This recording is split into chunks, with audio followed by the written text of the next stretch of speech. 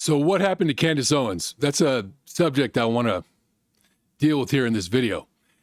If you haven't seen it lately on X, James Lindsay has been calling out what he calls the woke right.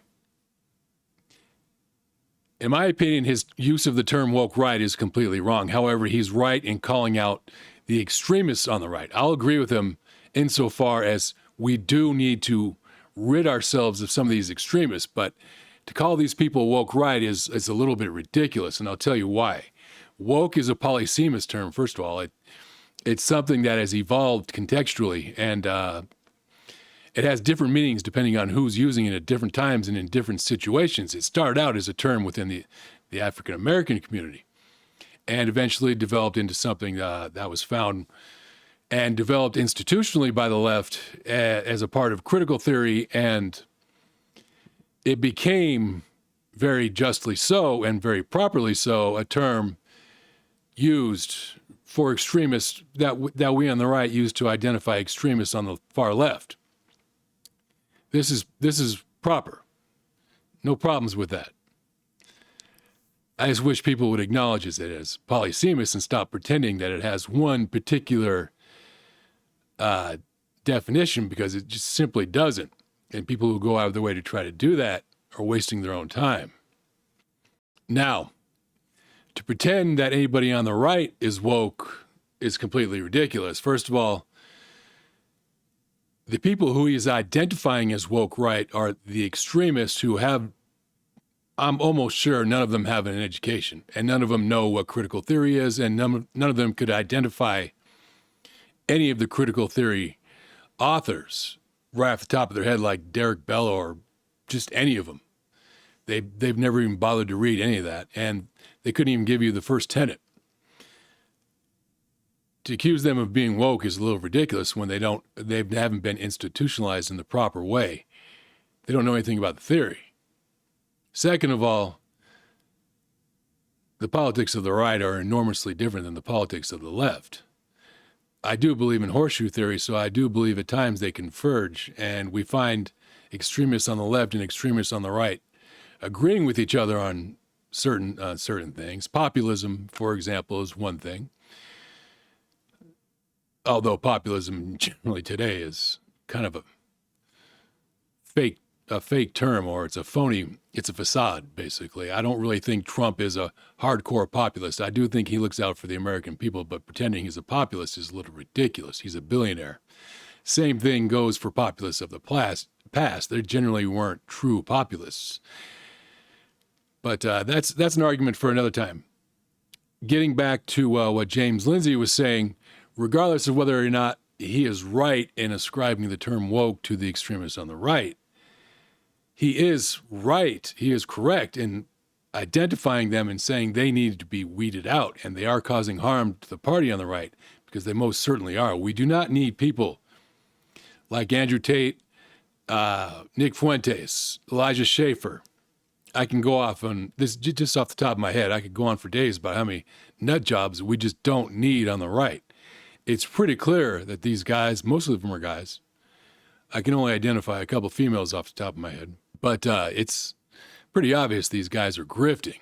Now, let's define a grifter real quick, just so we know we can get back to Candace Owens.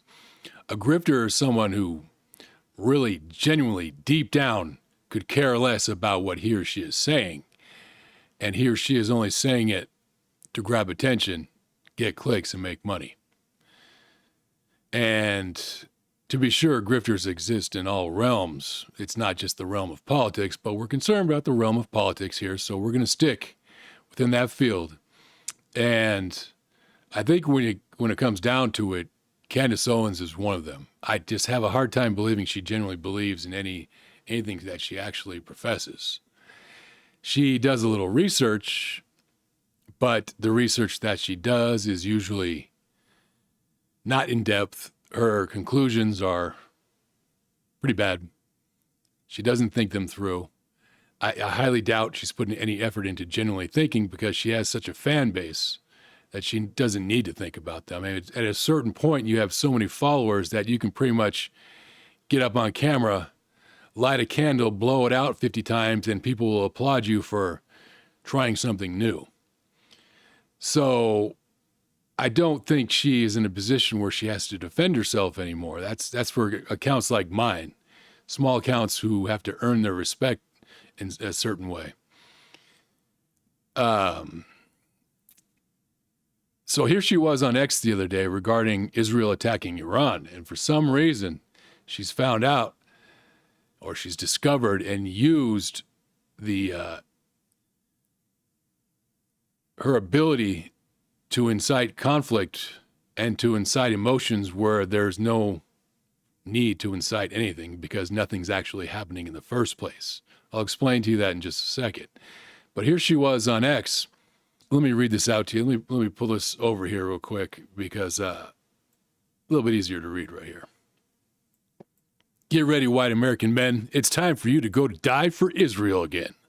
If you don't want to die for Israel, then you are an anti-Semite. Sign up to die in Iran for Netanyahu today, or just admit you hate the Jews. Trust the science. There's so much wrong with this stupid tweet. It's hard to know where to begin. But first of all, she's trying to appeal to white American men only.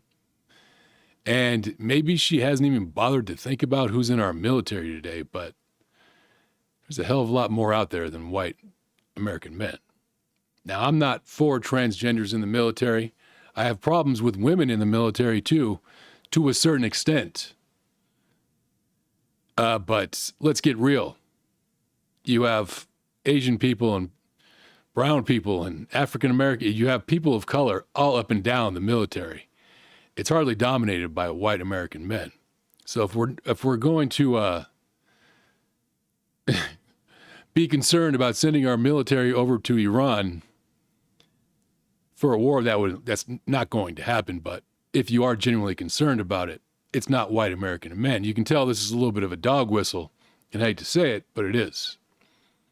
This is where the left is correct about the right. She needs to stop because she's trying to single out white American men here, and she's specifically trying to appeal to those white American men who happen to be the basement dwellers who talk about the Andrew Tate types, basically who worship Andrew Tate and talk about men's rights and how women are the big problems of society. And these are the type of pseudo-intellectuals that you don't want anything to do with because you know deep down they have some serious psychological issues. It's her next line is, it's time for you to go die for Israel again. Well, this is insanely stupid. And I'm sorry to be so arrogant as to call it stupid, but to be honest, it's dumber than hell. And there's just not going to be a war in Iran.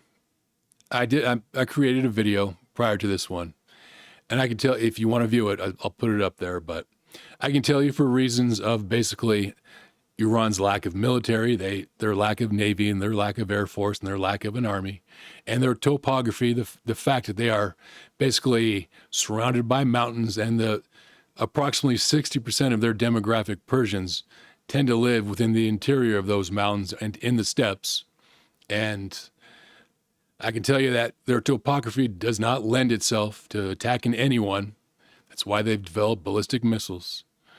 And also their demographics in general, right now they're surrounded by people who are generally hostile or apathetic to their cause.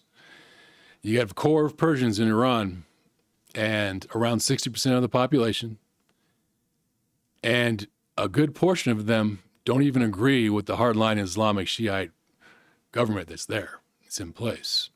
They have no serious means of recruiting anybody into their army or their dwindling armed forces that they have. They will not be appealing to Russia for help. They will try, but Russia will play a game of, yeah, you shouldn't be doing this to the rest of the world, going to the UN possibly, or making public statements saying, stop being mean to Mr. Khamenei, but the reality is Russia has its own problems to deal with, and they aren't coming to the rescue of a country whose problems have nothing to do with them. As a matter of fact, if Russia were going to do anything with Iran, it would be let them dwindle away and perish. That way they can find themselves with a chunk of the South Pars gas field. there's just no way, nothing that lends itself into believing. Oh, if you look at Iran too, geopolitically, they're surrounded by their enemies. There's really nothing about Iran that would suggest to you they're capable of fighting a war, or that we as America need to go to war with them. In the past 50, 60 years, we've tried regime changes. Now, you can be mad at the CIA all you want. I understand. There's been some things that have happened with those regime changes that have been outright immoral. And but within the scope of Iran,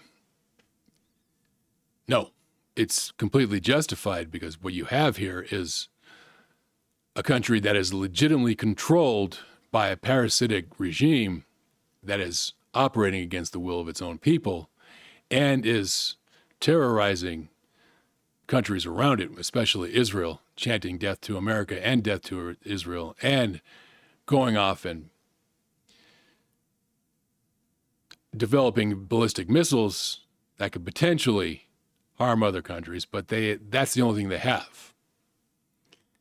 It's pretty obvious that Trump is right, that Israel is right, that if Iran were to have a nuclear missile, that would be their only means of genuinely taking their place and legitimately threatening to the point of extinction other countries around them, and it needs to be stopped. They're monomaniacal. They're just like Captain Ahab. They're on a path to get it because they know the Islamic regime there, the hardliners know this is their only chance. They're going to be extinct. Modernity is catching up to them, and there's nothing they can do other than develop that, or within the next 20 to 30 years find themselves pretty much gone, because they are being replaced by Gen Z and others in Persia who are generally getting educated and generally, slowly but surely, getting rights. The internet and the world around them has exposed these people to what they could potentially have. They know the world out there, and they will eventually have their freedoms. It might be a slower process, of course, but it will happen. Currently, it's happening for Saudi Arabia. It's also happening for Qatar, and it's happening for some of the other countries in the Gulf Cooperation Council. And these countries are generally Sunni and Arab, and they also find Iran a threat. The big picture here is, why in God's name would Candace Owens think we have any interest whatsoever in sending an army into Iran when we don't need to?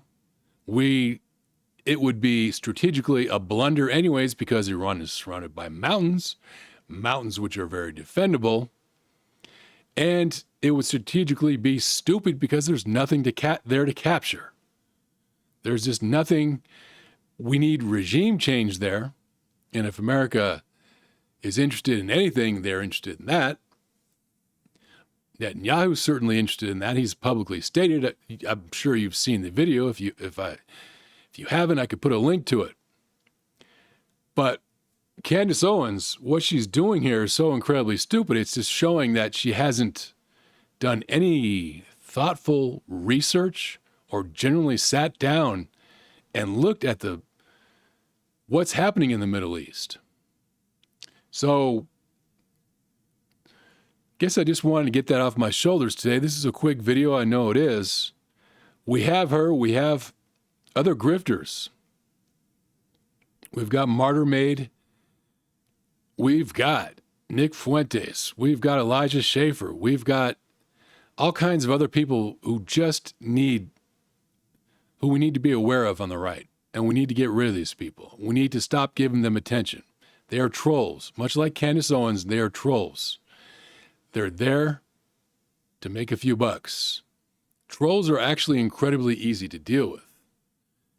All you have to do is ignore them. Don't give them the attention they want, and they will eventually go away.